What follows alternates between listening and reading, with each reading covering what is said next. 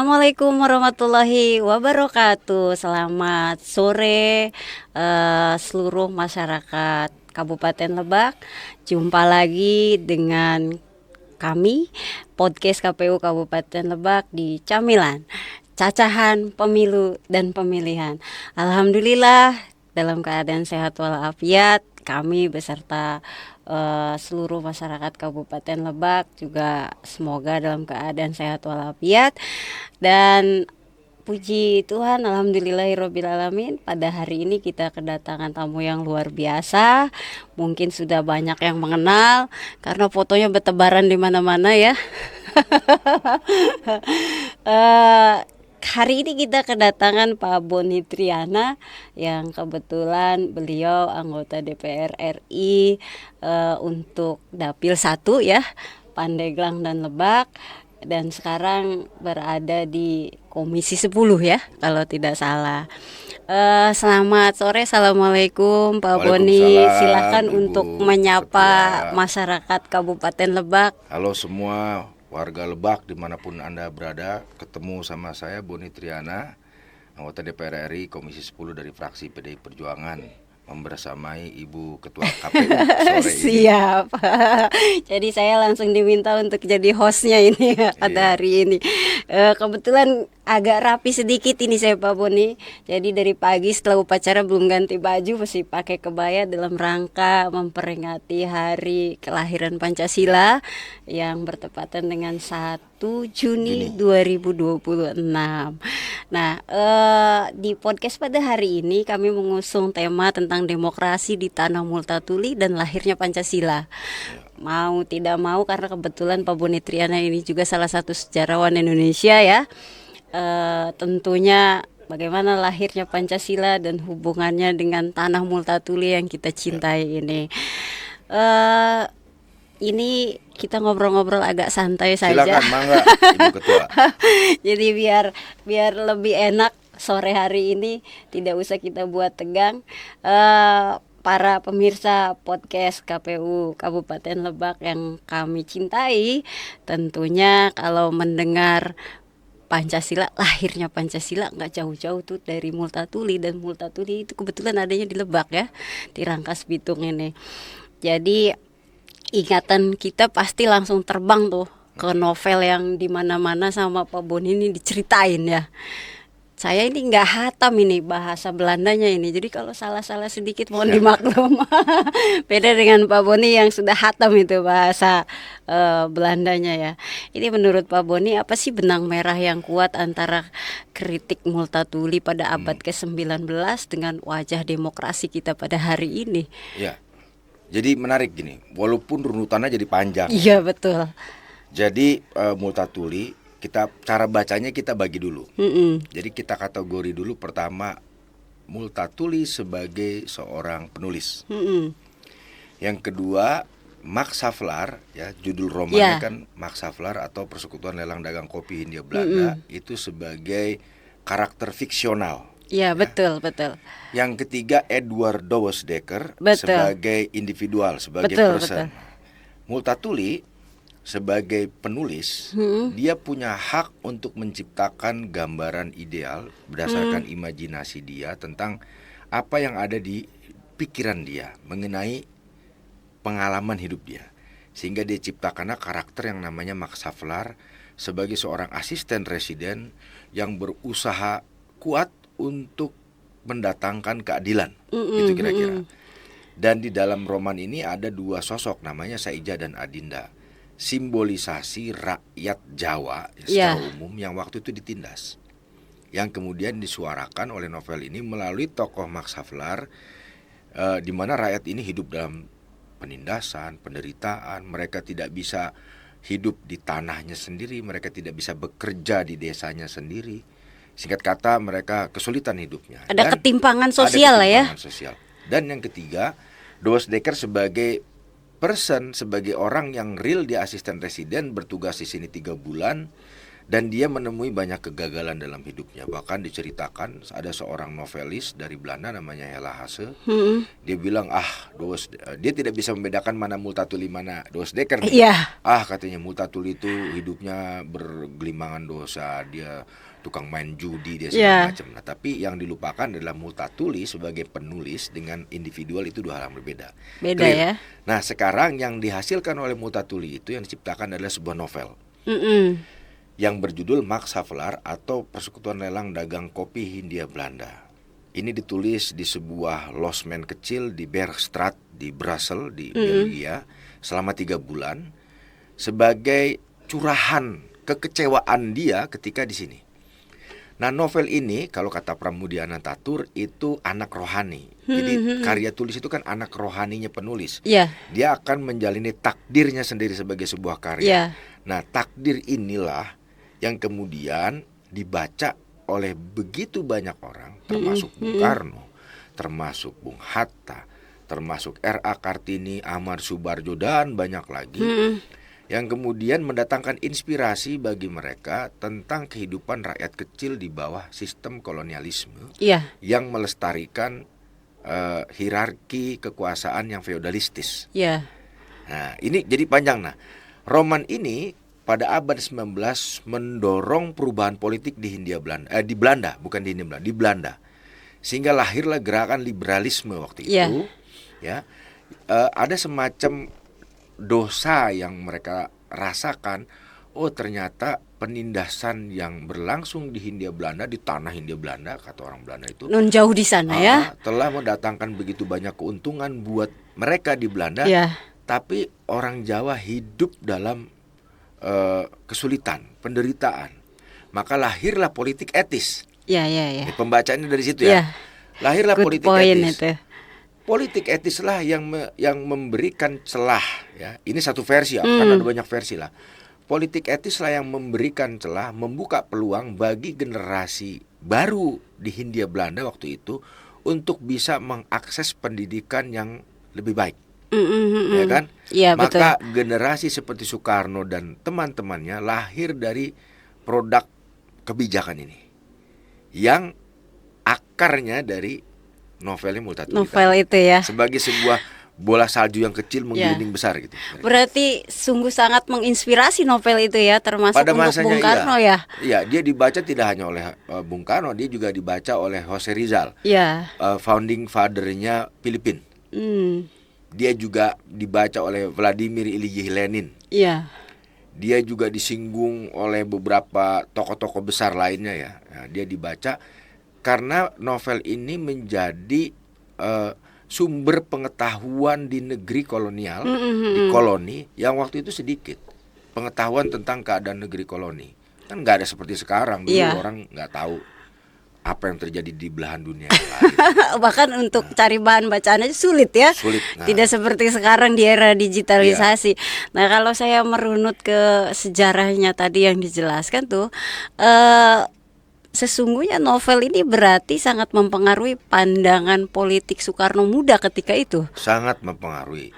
Jadi ini sorry sedikit ini. Jadi novel ini juga pada akhirnya karena mempengaruhi pandangan politik Soekarno muda pada saat itu, apakah memang kemudian itu menjadi juga satu acuan ya, atau misalnya bisa mempengaruhi terhadap perumusan bentuk demokrasi yang cocok untuk di Indonesia?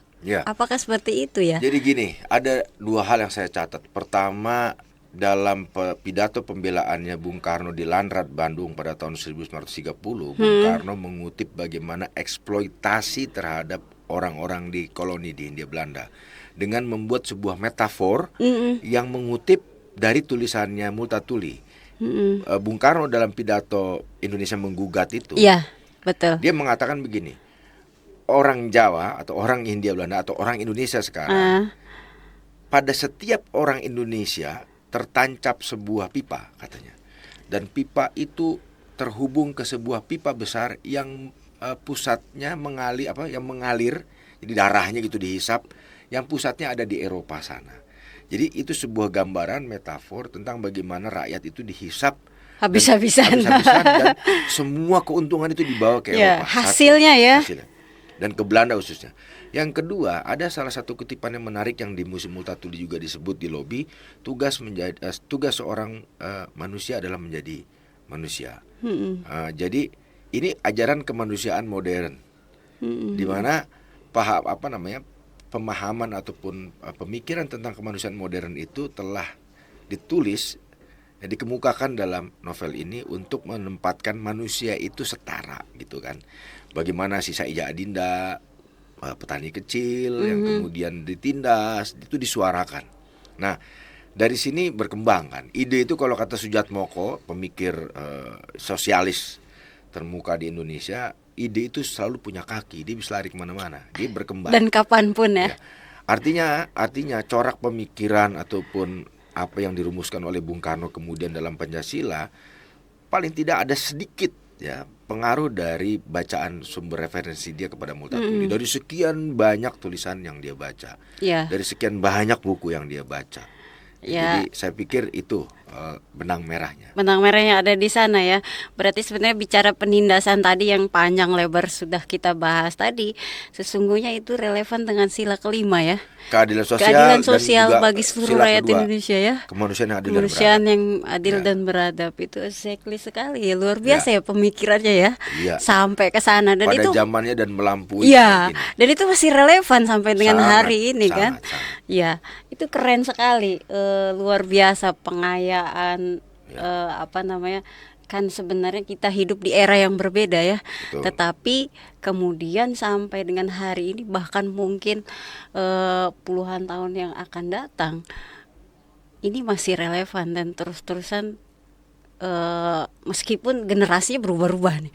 Sekarang kita sudah Gen Z dan mungkin setelah Gen Z nih pindah lagi ke Gen Alpha gitu kan. Tapi rasanya masih relevan ya untuk sila-sila di Pancasila itu. Dan kebetulan memang hari ini hari lahirnya Pancasila, termasuk juga bulan lahir Bung Karno ya. Nah, kita agak split sedikit ini. Ini sepertinya Pak Boni Triana ini kebetulan di Komisi 10 juga sejarawan. Nah, ini lagi sibuk-sibuknya ini di Lebak dengan di Pandeglang. Kalau bocorannya ini kan lagi ada kegiatan yang memang panjang ritmenya, hampir 30 hari ya kalau terhitung dari tanggal 1. Mungkin bisa dikasih bocoran agar nanti masyarakat Lebak ini bisa tahu kegiatan apa saja sih, karena ini berkaitan dengan bulan Bung Karno juga dan kelahiran Pancasila. Bulan Bung Karno ini kami di PDI Perjuangan memang selalu dirayakan ya setiap tahun bulan Juni.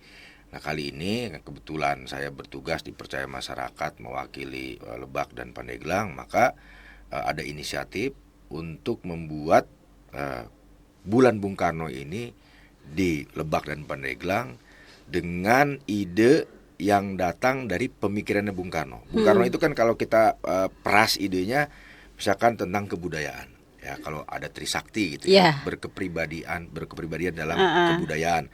Maka yang akan pentas, yang akan tampil nanti para seniman-seniman yang datang dari berbagai daerah yang ada di Lebak dengan kesenian masing-masing. Untuk mencerminkan kepribadiannya orang Lebak. Ya kan? Ini kebudayaannya. Yang kedua, pada tahun 60 Bung Karno memerintahkan Menteri Pertanian untuk mengumpulkan seluruh resep makanan Nusantara. Ya, kemudian diterbitkan dalam sebuah buku, jumlahnya 1.200 halaman. Karena kita kaya sebenarnya. Ya, Mustika Rasa.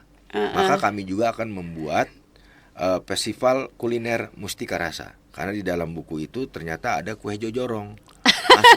Enak banget itu. Mustika Rasa ada masuk di lembut tapi lumer ya. Ya, jadi di dalam buku tersebut ada, dan saya yakin juga Bung Karno baca itu. Nah, maka kita akan bikin festival kuliner ini, Mustika Rasa.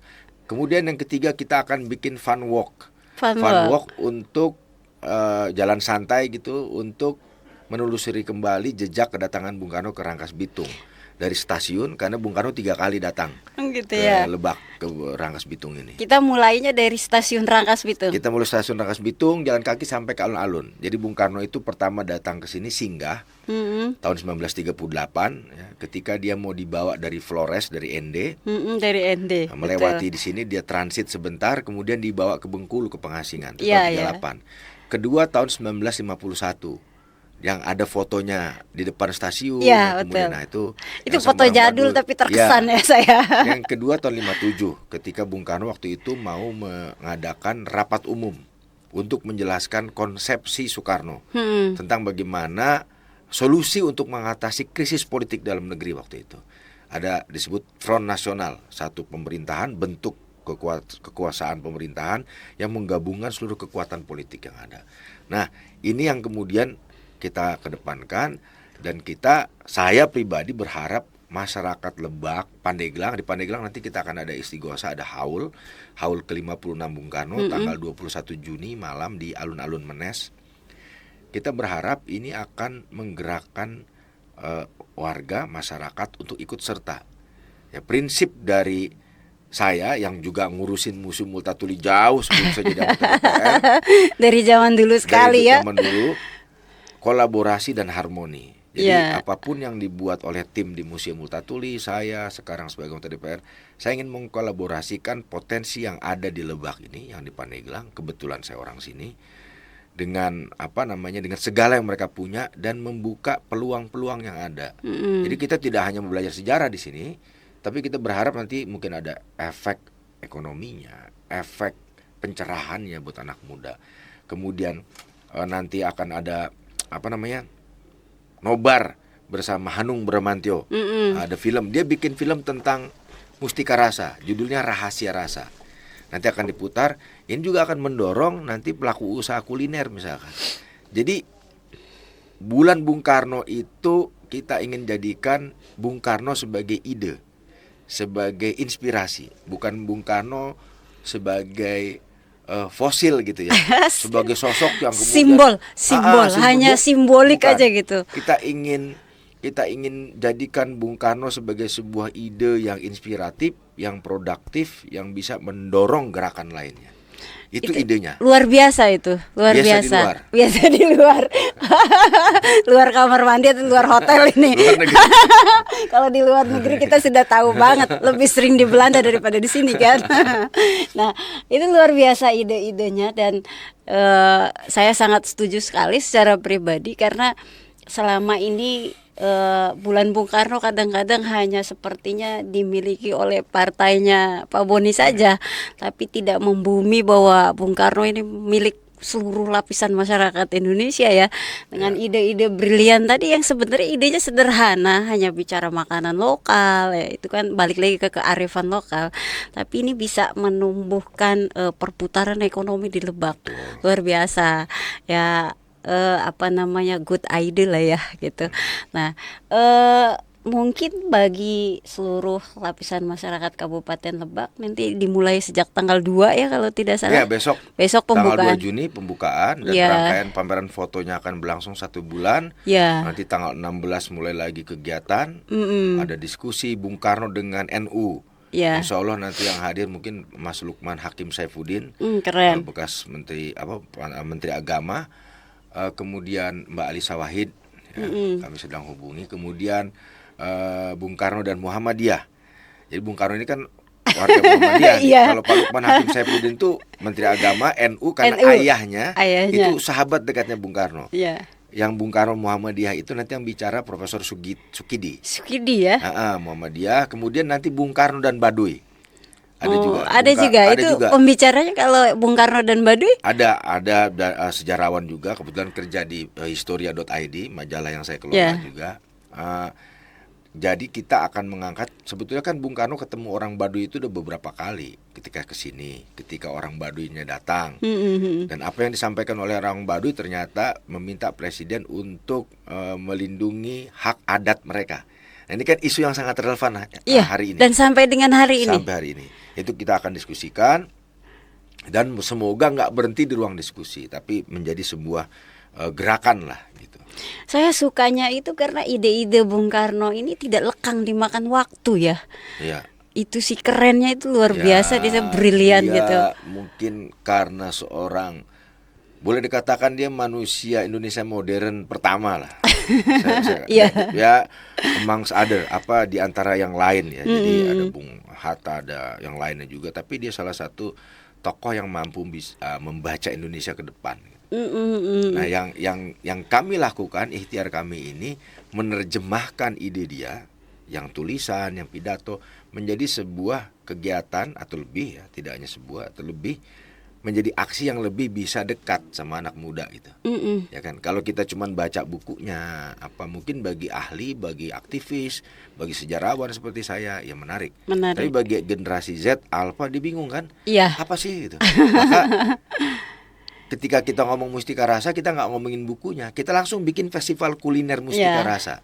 Jadi lebih aktual. Lebih aktual, lebih terasa dampaknya. Betul. Iya, nanti moga-moga bisa dihadiri gratis kan ya, Pak Boni ya, untuk seluruh lapisan masyarakat Kabupaten Lebak. Dan kita dengan menghadiri ini paling tidak melupakan sejarah. Ya, salah satunya kan itu. Betul. Jangan pernah melupakan sejarah. Betul, jangan pernah meninggalkan sejarah. Betul. Itu nanti silakan bagi yang berkenan, dan harusnya berkenan semua untuk melihat kegiatan-kegiatan yang dilakukan. Karena waktu terakhir September tahun lalu bikin festival seni Multatuli, 15.000 orang datang. Alhamdulillah ya. Dan semoga ini jadi sesuatu yang sustainable ya, Pak Boni. Insya Allah. Mau masih di DPR RI mau tidak, kegiatan-kegiatan seperti ini masih. Cuman boomingnya lebih ke sekarang. Kalau dulu orang-orang cuma taunya Pak Boni itu sejarawan. Nah, kalau sekarang kan melekat jadi anggota DPR RI. Jadi lebih populer. Kalau dulu populis, kalau sekarang populis dan populer. Nah, sekarang kita balik lagi ke, masih ada waktu lah ya, 10 menit ya, Adi ya. Nah, kita balik lagi ke politik atau demokrasi di tingkat lokal, Pak Boni. Karena kita memang mau bagaimanapun ada di Lebak, dan Pak Boni memang konstituennya juga salah satunya kan ada di Lebak. Dapil 1 itu ya. Bagaimana kita memastikan bahwa demokrasi di tingkat lokal, khususnya di Kabupaten Lebak, memang betul-betul mencerminkan nilai Pancasila. Karena kan ini bersinggungan dengan tema kita hari ini, hari kelahiran Pancasila. Bukan hanya sekedar kontestasi politik elit 5 tahunan gitu loh. Karena politik ini orang heboh ketika ketemu lagi nanti 2029. Betul. Tapi rentang waktu setelah dipilih, dilantik, seolah-olah semuanya senyap dan selesai. Nah, ini menurut Pak Boni kira-kira bagaimana kita memastikan bahwa demokrasi di tingkat lokal ini benar-benar mencerminkan nilai Pancasila? Ya, pertama kita bicara demokrasi hari ini itu kan seperti demokrasi yang liberal ya. Iya, betul. Itu pertama. Artinya memang ya itu tidak apa-apa sebagai sebuah konsep. Artinya demokrasi seperti ini, demokrasi yang basisnya elektoral ini kan membutuhkan partisipasi publik yang lebih banyak. Jadi ukuran legitimasinya kan partisipasi publik yang lebih banyak. Nah, pertanyaan berikutnya, apakah partisipasi publik yang luas itu sebanding dengan produknya? Nah, betul sekali, ya kan? Exactly itu. Jadi kalau menurut saya hari ini tidak berhenti. Juga kita jangan berpikiran bahwa kalau sudah dipilih anggota DPR yang menghilang, nanti datang lagi di ujung. Saya pikir kalau kita melihatnya seperti itu akan terus. Jadi warga yang memilih punya hak untuk melontarkan pertanyaan, bahkan gugatan. Bisa ya meminta pertanggungjawaban ya? Bisa dong. Bisa dong. Bayangin aja, kamu dipilih dengan caranya berbagai macam lah ya. Kita ngomong udah tahu semua lagi gimana. Ada yang begini, ada yang begitu, ada yang apa, macam-macam. Intinya kepilih. Itu bahasa sederhananya keterampilan masing-masing. Iya. Ketika dia kepilih, cerak, dilantik, hilang. Ya Nanti kan? Jadi adanya itu silaturahmi 5 tahun berikutnya. Ya kan di ujung. Artinya apa? Kemudian nanti partainya jadi IO pemilu, KPU-nya juga IO pemilu, dan warganya juga jadi konstituen pemilu aja. Betul. Nah, ini yang jadinya menjadi ritual prosedural yang substansinya kemudian menjadi jauh dari apa yang dicita-citakan bersama. Saya pikir dalam posisi ini warga berhak bertanya. Dengan media sosial, dengan TikTok, Instagram, macam-macam, bisa bertanya langsung kepada si orang. Ya, bisa di-tag ya. Di era digitalisasi kemana. Saya pikir ini kita memasuki satu kalau demokrasi yang yang saya pikir terbuka lah. Jadi pemilu itu kan sarana untuk menciptakan elit. Betul. Kan dimana pada satu titik elit itu dibentuk oleh massa ini. Nah, yang jadi soal ketika perjalanan 5 tahun sudah terbentuk, itu ada jarak sama masanya. Padahal yang memberikan legitimasi masanya. Iya. Nah, tapi juga kita harus lihat bahwa seorang anggota DPR sesudah dia dipilih, dia akan menjalani tugas konstitusionalnya di parlemen. Ya kan? Nah, satu mungkin dia nggak pulang atau dia nggak kelihatan, tapi paling nggak mungkin di parlemennya ngomong gitu kan, karena ngomong. Jadi kalau ada yang bilang, anggota DPR mau ngomong dong, emang tugasnya ngomong. Kalau anggota DPR nggak ngomong, mah gabut. Ya kan? Nah, itu jangan salah juga tuh. Warga bilang, saya mau ngomong wae cenah. Ngomong doang. Ngomong doang. Memang cenanya. tugasnya ngomong. Memang tugasnya ngomong. Tugas pertamanya ngomong, mengkritik, mengawasi, melontarkan komentar-komentar yang membawa perubahan. Dan salah satunya menjadi penyambung lidah rakyat harusnya ya. Nah, itu. Jadi saya pikir sekarang saya percaya betul anak-anak muda sekarang jauh lebih kritis dan lebih perhatian ketika nanti kita membiarkan demokrasi kita yang sepertinya berjarak dan hanya 5 tahun sekali. Itu dengan sendiri nanti akan ada kritisisme dari masyarakat yang akan mempertanyakan kemana wakil rakyat mereka, di mana mereka, gitu kan? Ngapain aja 5 tahun? Nah, saya pikir ini zaman udah mulai berubah ya dengan adanya media sosial, dan gunakanlah media sosial itu untuk menagih janji. Dan itu salah satu upaya penggunaan laman media sosial yang bijak ya. Persis. Daripada kemudian menyebarkan berita hoax terus kan. Persis. Itu. Iyalah. Jadi saya berharap sih, kami sih di penyelenggara, karena kan mau bagaimanapun DPR RI, DPRD jadi salah satu produk kami di penyelenggara ya. Harapan kami sih di penyelenggara, semua anggota dewan dari DPR RI, DPRD kabupaten kota, DPRD provinsi itu memang mampu menjadi penyambung aspirasi dari masyarakat, dari konstituennya, dan bukan hanya sebagai distributor program pemerintah. Betul.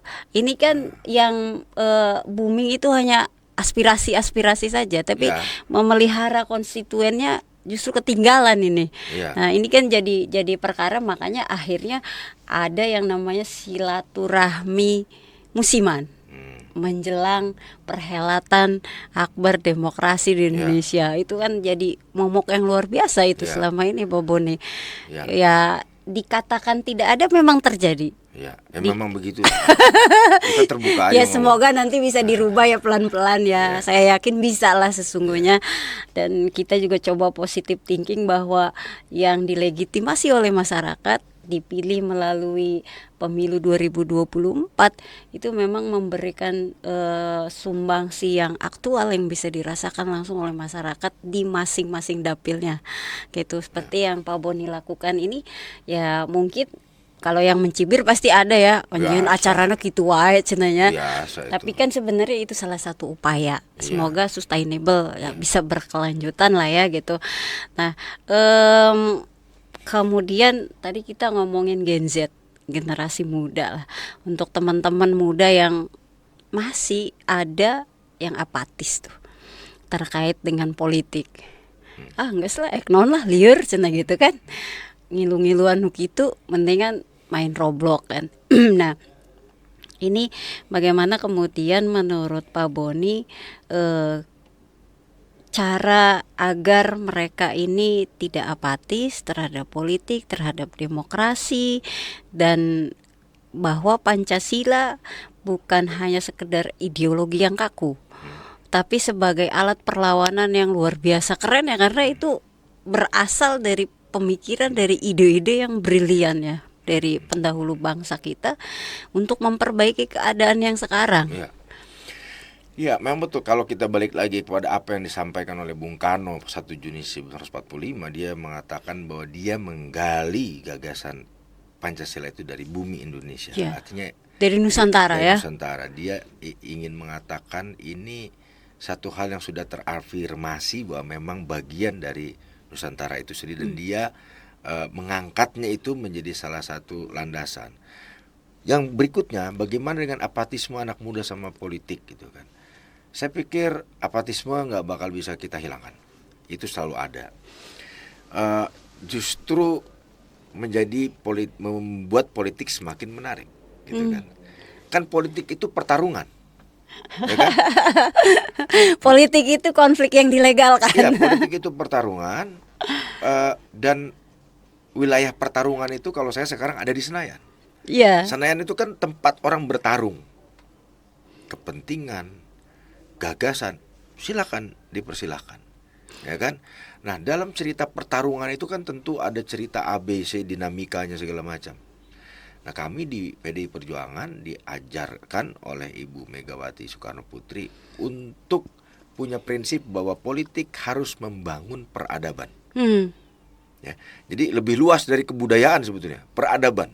Maka dalam politik yang diperjuangkan untuk peradaban, dia harus menempatkan kemanusiaan di atas segalanya. Harus menempatkan toleransi, kebinekaan, keadilan, egalitarianisme, kesetaraan. Itu harus ada di atas dan menjadi tujuan kita semua. Jadi clear di sini bahwa ketika orang melihat politik itu sebagai sebuah hal yang membosankan, yang kotor, yang apa, ya mungkin harus belajar ke Ibu Megawati. Ini ujung-ujungnya ini gini ya ternyata. Luar biasa. Kita dengan Pak Boni ini bisa bicara tentang sejarah, bisa bicara tentang politik, bisa bicara tentang kuliner, bisa budaya juga ya. Ini paket komplit. Betul. Jadi Tapi jangan suruh saya bikin jojorong. Jadi besok kalau pembukaan ada jojorongnya nggak sih? Ada. Pagi hari ya. Pagi ada. Nah, berarti saya harus datang pagi supaya kebagian jojorongnya. Nah, jojorong ini hampir seperti misalnya di Serang aja itu Pak Boni, itu jadi tren. Puasa itu jojorong itu jadi menu utama gitu. Iya, betul. Padahal sebenarnya yang bikin bukan orang sana ya. Bukan ya. Orang Rangkas. Orang-orang gunung. Orang-orang gunung. Jadi jojorong itu makanan khas yang suapan pertama itu lembut tapi manis setelah itu. Iya. Ya, moga-moga politik juga bisa manis di akhir ya. Selalu. Luar biasa. Dan manisnya untuk ya, dan politik ada harusnya untuk kesejahteraan rakyat. Betul. Bukan kesejahteraan elit. Betul. Ya. Nah, semoga Pak Boni bisa memegang teguh itu sampai kapanpun ya. Amin.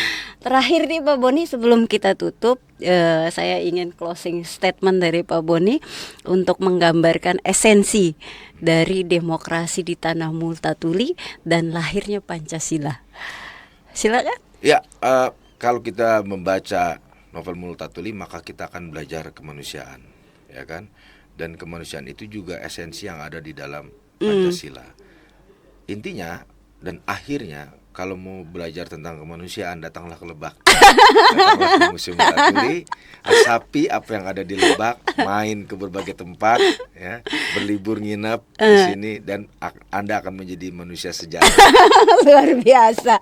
Ini kayaknya kalau podcast ini dilihat sama dinas Disbudpar ya.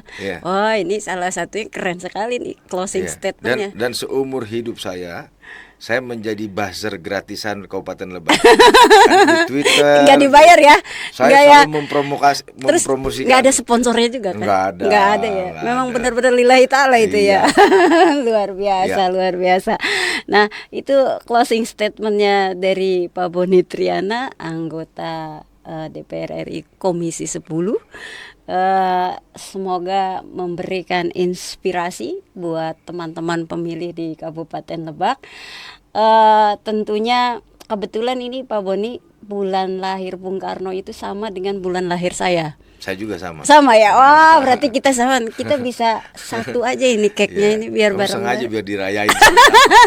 Jadi saya lahir tanggal 9 Juni, Bung Karno tanggal 6. Pak Boni tanggal berapa? 2 tambah 7. Oh, 2 tambah 7. Iya, 27. 9 juga kan. Ujung-ujungnya 9 juga ya. Nah, jadi nanti kita coba merayakan bersama di bulan Bung Karno. Silakan datang dan ikuti perhelatan yang sudah. Beruntunglah yang lahir di bulan Juni karena dirayakan bareng-bareng Bung Karno. Jadi kuenya gak usah beli sendiri. Saya ikutan Pak Boni aja di Multatuli ya. Tiup lilinnya barengan ya. Itu perbincangan kita pada sore hari ini yang luar biasa, menginspirasi, memberikan kita pengetahuan tentang sejarah, dan ternyata bumi Multatuli ini luar biasa, menjadi salah satu tempat yang memang pernah dikunjungi oleh Soekarno pada kala itu. Dan sekali lagi jangan pernah melupakan sejarah. Gitu. Terima kasih Pak Boni atas kehadirannya di waktunya yang amat sangat sibuk ya, masih menyempatkan menyapa teman pemilih di Kabupaten Lebak. Terima kasih sekali lagi. Mohon maaf apabila ada kata-kata yang kurang berkenan. Wassalamualaikum warahmatullahi wabarakatuh.